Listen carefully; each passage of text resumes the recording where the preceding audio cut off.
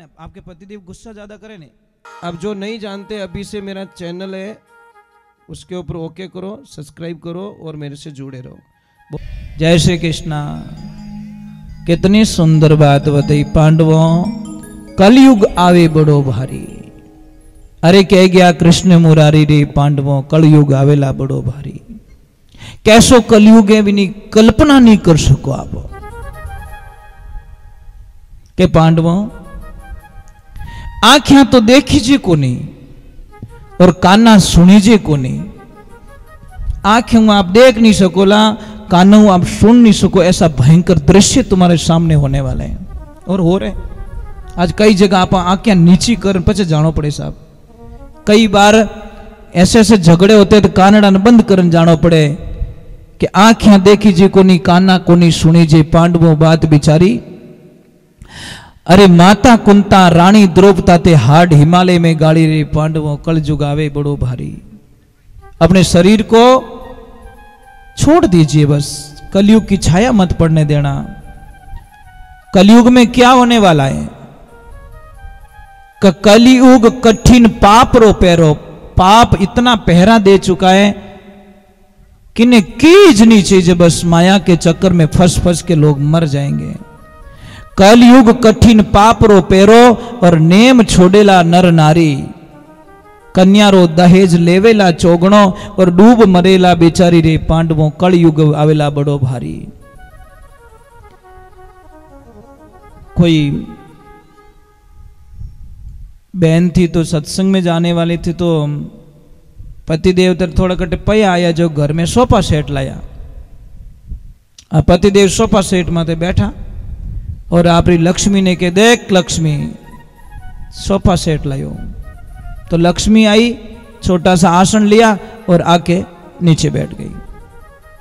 बोला पागल है क्या, इतना महंगे लाया हूं, आप यहां ऊपर बैठो ना। कि नहीं पतिदेव, पति हो आप, आपके जोड़े में कैसे बैठ सकती हूं? मेरा धर्म नष्ट होता है, मेरी भक्ति नष्ट होती है। तो पतिदेव ने बोला नहीं बैठोगे? कि नहीं। तो पतिदेव, अगर मैं अट नीचे बैठ जाऊं तो? पतिदेव जैसे ही उस आसन पे बैठी तो वो आसन से नीचे बैठ गई।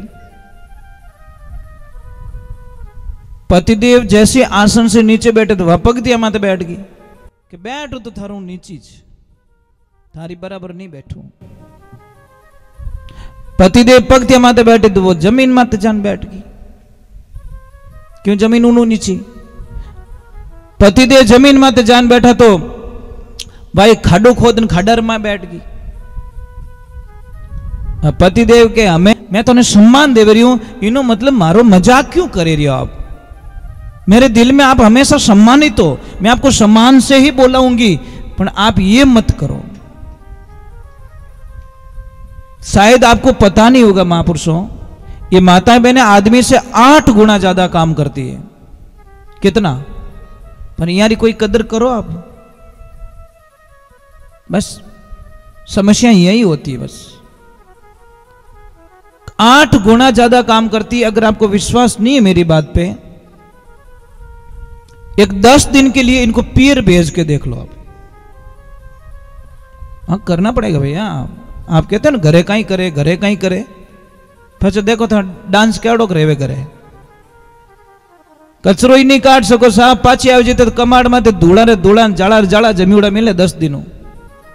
दूजी बात कहीं कर सको आप। घर बनानो हो रो है, घर ने अवेर नो दौरो घणो है साहब, ध्यान रखो। घर बनाने में 12 महीना लाग सके, 2 साल लाग जावे, पर उन्हें अवेरता अवेरता यार जिंदगी खत्म हो जावे साहब। क्यों इनकी कदर नहीं करते आप? क्यों नहीं? कुछ नहीं चाहिए इनको, कुछ नहीं चाहिए, सिर्फ आप आदर से बोल जाओ ना, वो इनके लिए ज्ञान ही है। सब कुछ है, बस आदर दे दो इनको। इनकी एक सबसे बड़ी कमजोरी होती है, आदर से कोई बोल जाए ना तो बस वो हमेशा दिमाग में रहता है कि नहीं ये कितना अच्छा, मुझे कितना आदर से बोल रहा है। पर आप इतना बढ़िया बोलो, भाटा ब्याह तेईस, ऐसा मत बोलो भैया। जब आपकी बेटी के लिए आपका जमाई बोलेगा ना, उस दिन रोना आएगा आपको कि मारी छोरी ने कटे खाडा में एक दी में। हमारी छोरी ने गलत जगह शादी कर ली मैं, तो ये भी किसकी बेटी है ना, इनका आदर कीजिए ना। और देवियों, आपका भी धर्म बनता है पति देव का आदर करना।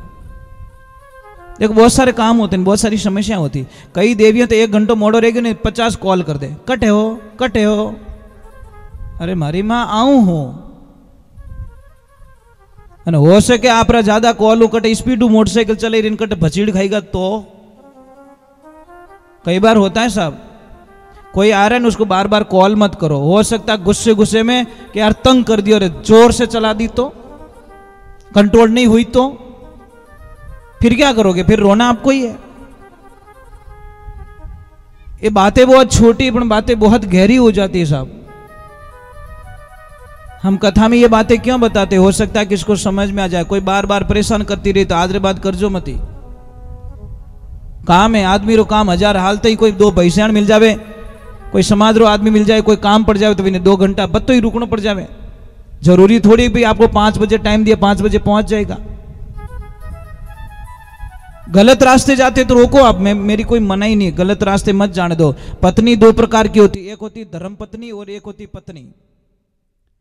पत्नी होती है वो शनिवार के दिन पति को लिस्ट देती है, कल छुट्टी है पति देव, फिल्म देखने हालनो है, बच्चों को भी साथ में लेना है। कम से कम हम तो बिगड़े, बच्चों को भी तो बिगड़े साथ में, तो ही तुम्हारे कुल का विनाश होगा। पानी पूरी खाएंगे यानी वो खाएंगे, मतलब उसको वो लिस्ट है, मार्केट जाएंगे वो लाएंगे। और धर्म पत्नी क्या कहती है? पतिदेव कल अमावस्या ध्यान रखना, कल हम गौशाला चलेंगे, गायों को चारा डालना है, कथा चल रही कथा में चलना है, बच्चों को भी साथ में लेना है, मंदिर चलना है, मंदिर में पूजा के टाइम पे चलना है। ये धर्म पत्नी के लक्षण होता है, जो पति को धर्म के रास्ते धकेल देती है। जहां पे पति 500 देता है तो 5000 दिलवाती है। नहीं पैसे दो, यहाँ पे गायों के लिए चारे का पैसा है, दो यहाँ पे ज्यादा दो।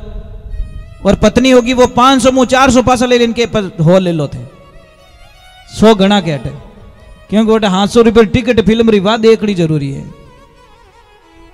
यही तो फर्क है, पॉजिटिव नेगेटिविटी ये होती है। तो महाराज भगवान की कृपा, बोलिए श्री भगवान की, बाके भी हरिलाल की, भागवत महापुराण की। तो यहां पे थोड़ी आवाज कम, तो देखिए मैं आपको वंदन कर रहा हूं। राजा परीक्षित का वर्णन चल रहा है। परीक्षित जी महाराज जैसे ही निकले तो आगे देखा तो बैल मिला, तो उसको पूछा कौन है? भाई मैं कलयुग, धर्म था, धर्म का विनाश हो गया, कलयुग ने प्रवेश कर लिया। तो कलयुग को मना कर दिया कि यहां पे तू नहीं रह सकता। तो पांडव जब गए थे तो उनको दिया एक उपदेश दिया गया कि देखो अतिथि देवो भव, मेहमान भगवान का रूप होता है। पर आपको पता है ये शब्द कोरोना में लागू नहीं पड़ा था। पहले हम बोलते थे अतिथि देवो भव, कोरोना में सबने बोला अतिथि देवो रिस्क। अतिथि देव नहीं है, अतिथि इज रिस्क देव, मतलब रिस्क के साथ मत आई जो। कोरोना में कोई मेहमान आनो ही नहीं, मतलब कोरोना ने यहां तक हमको पटक दिया कि मेहमान आओ तो थोड़ा अटपटा लाग तक आगा बैठो तो ठीक है, हाँ पास में नहीं, इतनी रिस्क। तो जैसे कलयुग बोला गया भी मेहमान आए तो आदर करना, उसका अपमान मत करना। कोई पाप हो रहा है तो देख रहा है तू नहीं बचा रहा तो तुझे सबसे बड़ा पापी माना जाएगा। पर जैसे ही उस कलयुग ने बोला कि मैं तुम्हारे राज्य में आना चाहता हूं, मुझे आदर तो दो, मैं मेहमान बन के आया हूं तो मुझे जगह दीजिए। तो उन्होंने बोला जहां झूठ बोले वहां चले जाना, जहां गंदे काम करे वहां चले जाना, जहां शराब पिए वहां चले जाना, ये तुम्हारी जगह है कि मैंने एक का दी जगह तो कोई छोकी दे दो।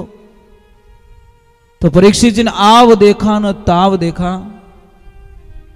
डायरेक्ट बोल दिया जाओ, जो सोना अनीति से कमाया है उस सोने में जाके विराजमान। अनीति वाला सोना वा, जो मेहनत और पसीने से कमाया वो सोना अपवित्र नहीं हो सकता, पर जो अनीति से कमाया उस सोने को आप वहां पे जाके पधारिए। जय श्री राम प्रभु। तो देखिए परीक्षित जी ने बोला कि जो सोना अनीति से कमाया, जो सोना, उसमें आप विराजमान हो जाओ। देखना विधि का विधान, देखना महाराज। जब राजा परीक्षित जी अपने कक्ष में पधारे, महल में पधारे, तो घूमते घूमते एक संदूक खोला, तो उसमें बहुत सारे मुकुट पड़े थे। उनको डिजाइन अच्छी पसंद आई, उसकी बनावट अच्छी पसंद आई। उन्होंने जैसे ही अपने सिर पे रखा, और वो सोना था अनीति का, अनीति का उसमें मुकुट में डाला हुआ था, और बुद्धि नष्ट हो गई, और उसके दिमाग में प्रवेश कर दिया कलयुग ने। विनाश काले विपरीत बुद्धि। अब राजा परीक्षित थोड़ा अटपटा लगने लगा उनको कि चलो कुछ जंगल में जाते हैं। और जैसे ही जंगल में गए, बहुत दूर चले गए, भूख प्यास से तड़पने लगे, आए श्रमिक ऋषि के आश्रम पे, और आके डायरेक्ट बोला मुझे पानी पिलाओ, मैं सम्राट परीक्षित। पर श्रमिक ऋषि अपने साधना के अंदर बैठे थे। गुस्सा आ गया महाराज। गुस्सा करते नहीं थे, पर मुकुट ऐसा पहना हुआ था। और जैसे उनको गुस्सा आया, कोई मरा हुआ सांप पड़ा था, उन्होंने उस सांप को लेकर श्रमिक ऋषि के गले में पहना दिया और चले गए अपने राजमहल। ये समाचार लगा उनके पुत्र श्रमिक को, श्रृंगी को, कि तू यहां क्या स्नान कर रहा है? तेरे पिताजी का एक राजा ने बहुत बड़ा अपमान कर लिया है। वो तो समाधि युग में बैठे हैं, और वो राजन ने आपके पिताजी के गले में मरा हुआ सांप डाल दिया है।